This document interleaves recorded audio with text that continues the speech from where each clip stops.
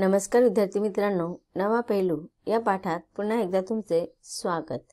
आज आपण बालभारती पाठ्यपुस्तकातील धडा क्रमांक 25 अभ्यासणार आहोत आणि या धड्याचा हा सेशन क्रमांक 2 आहे। पाठाच्या पहिल्या भागामध्ये आपण पाहिलं की दिगू त्याच्या आजीसोबत गावाकडून शहरामध्ये आलेला आहे। दिगू हा 5 वर्षाचा असेल तेव्हा 5 वर्षाचा आता झालेला आहे आणि तो जन्मताच मूक आणि बधीर आहे।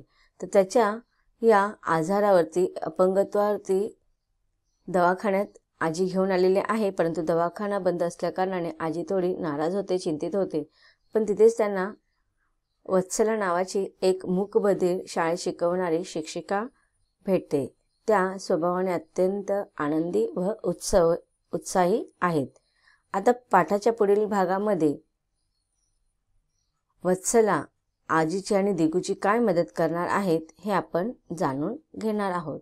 चला तर आता आपण पाठाच्या परिच्छेदांकडे वळूया।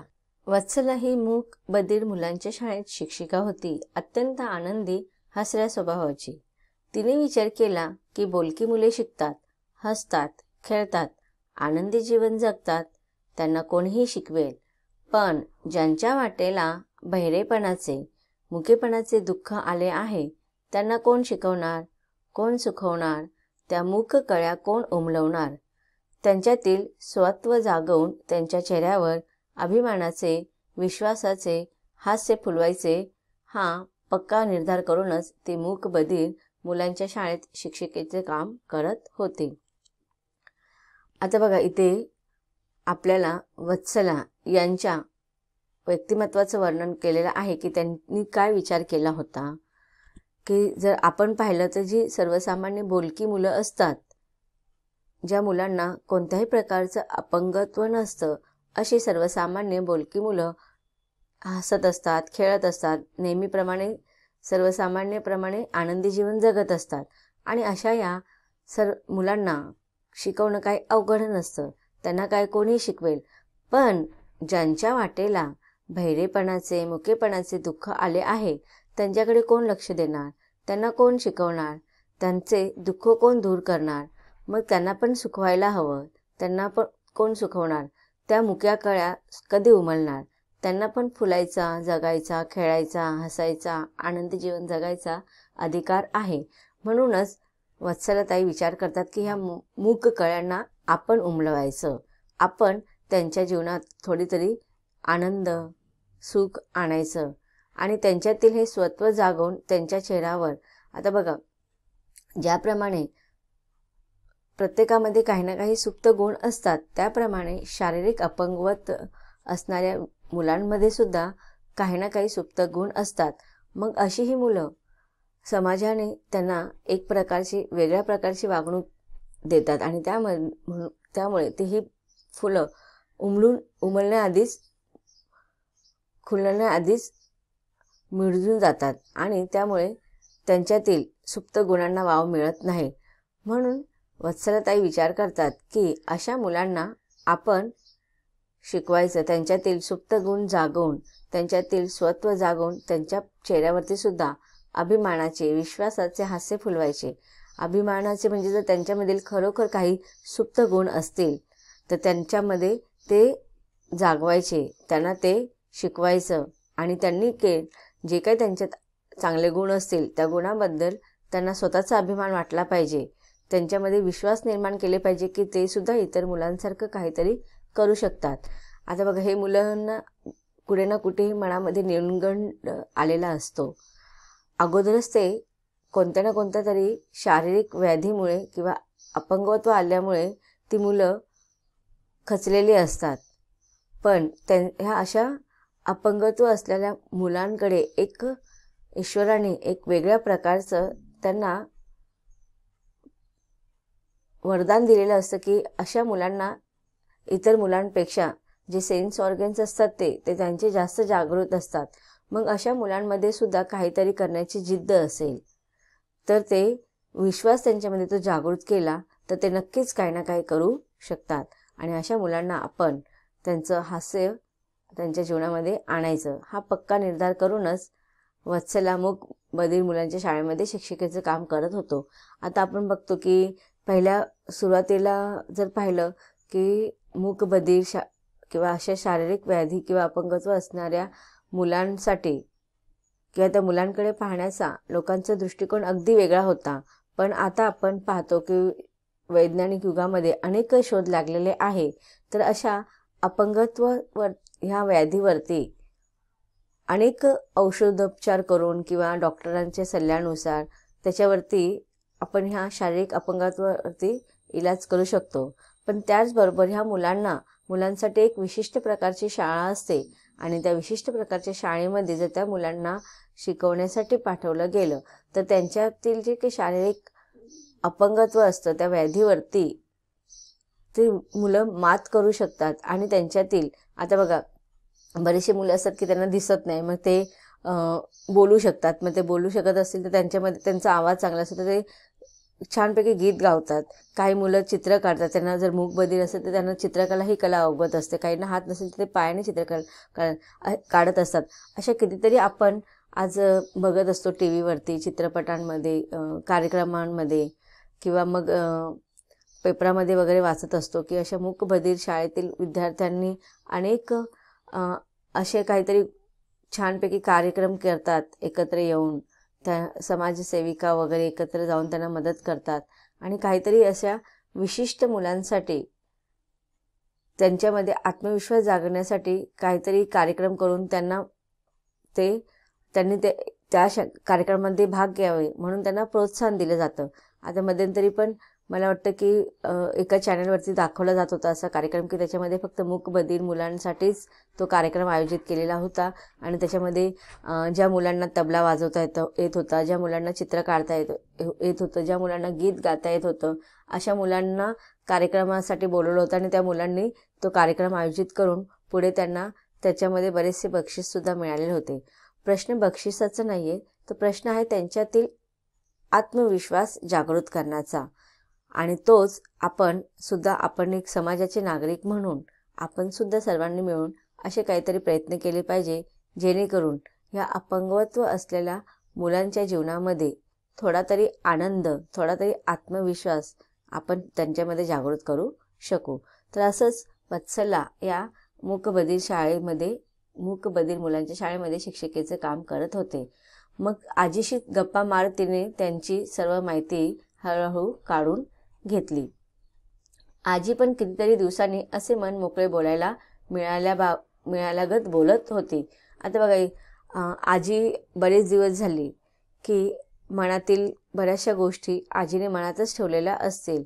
कदाचित घरामध्ये असं वातावरण असल्याकारणाने मोकळेपणाने बोलता येत नव्हतं. गावातील लोकसुद्धा एक वेगळ्या दृष्टिकोनातून अशा मुलांकडे आणि त्या मुलांतील घरातल्या लोकांकडे पाहत असतात.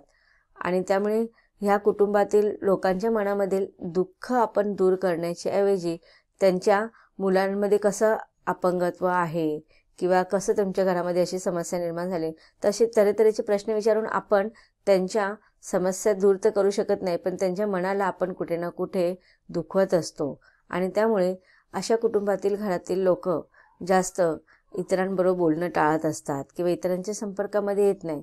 त्यामुळे त्यांना आपल्या मनातील काही गोष्टी बोलता येत नाहीत.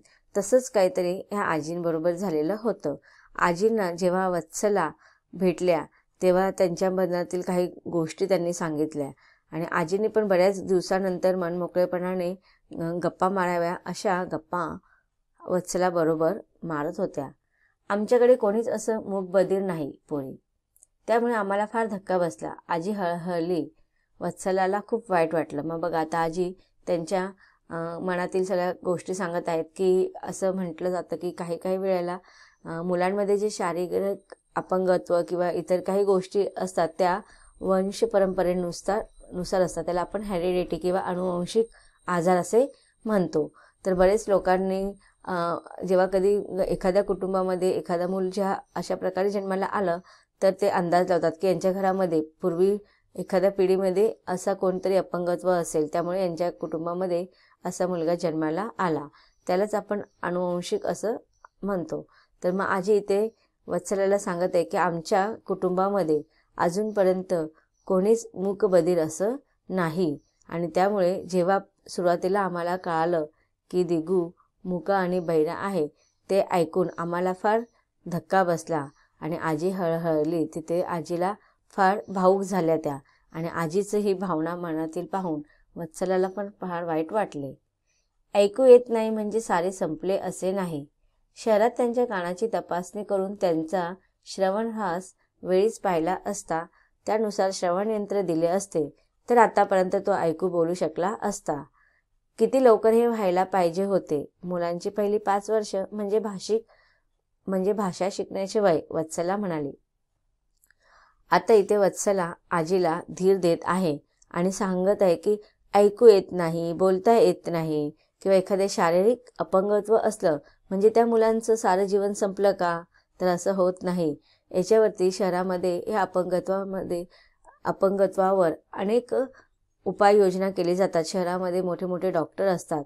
आज वैज्ञानिक युगामध्ये विज्ञानाच्या आधारावरती आपण असे बरेचशा अशक्य गोष्टी शक्य करू शकतो. ते वत्सला सांगत आहे आजीला की शहरात जर त्याच्या कानाची तपासणी तुम्ही सुरुवातीलाच केली असती, तर त्याचा हा श्रवणहास वेळीच आपल्याला पाहता आला असता आणि त्याच्यामुळे त्याच्यावरती श्रवणयंत्र देण्यात आलेलं असतं. त्यामुळे तो आता जो काही त्याचं हे अपंगत्व आहे, तो लवकरच त्याने त्याच्यावरती विजय मिळवला असता. तो आतापर्यंत एव्हाना ऐकू शकला असता किंवा बोलू पण शकला असता. आणि हे फार लवकर व्हायला पाहिजे होते, कारण की लहान मुलांची पहिली वर्ष जे असतात ते अत्यंत महत्त्वाचे असतात. लहान मुलं बघा, जेव्हा पहिली 5 वर्षाचे होईपर्यंत त्यांना जेवढं शिकता येईल ना तेवढं ते शिकून घ्यायचा प्रयत्न करत असतात, कारण की त्यांच्यामध्ये हे त्यांच्या ज्या काही ऑर्गन्स असतात, सेन्स ऑर्गन्स जे असतात, ते पटकन ग्रहण करण्याची क्षमता त्यांच्याकडे असते. म्हणून वत्सला इथे आजीला समजत आहे की पहिली 5 वर्ष जे असतात ते मुलांचे भाषा शिकण्यासाठी अत्यंत महत्त्वाचे असतात. दुसऱ्या दिवशी आजीबाईंना घेऊन वत्सला शाळेत आली. मुक्या मुलांची शाळा असते हे पाहून आजीला आश्चर्य वाटले. हेडफोन्स लावून बसलेली मुले, माईकमधून शिकवणाऱ्या बाई, हे सगळे आजीला नवलच वाटत होते. आता बघा, दुसऱ्या दिवशी वत्सला आजीला घेऊन त्या मूकबधीर मुलांच्या शाळेमध्ये येतात आणि जेव्हा आजी तिथे पाहते की मुक्या मुलांची पण शाळा असते, हे ऐकून आणि हे पाहूनच मुळात आजीला फार नवल वाटले, आश्चर्य वाटले.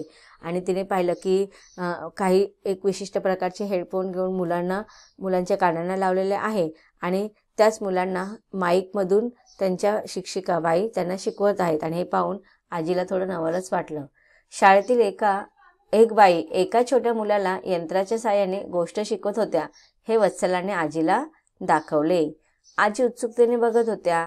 बहिऱ्या मुलांच्या तोंडून बाहेर पडलेले उच्चार टिपायला त्यांचे कान सावध झाले होते आणि मूल बाईसारखेच हसत हसत बोलले. तेव्हा तर आजीच्या अंगभर आनंद लहरी उसळल्या.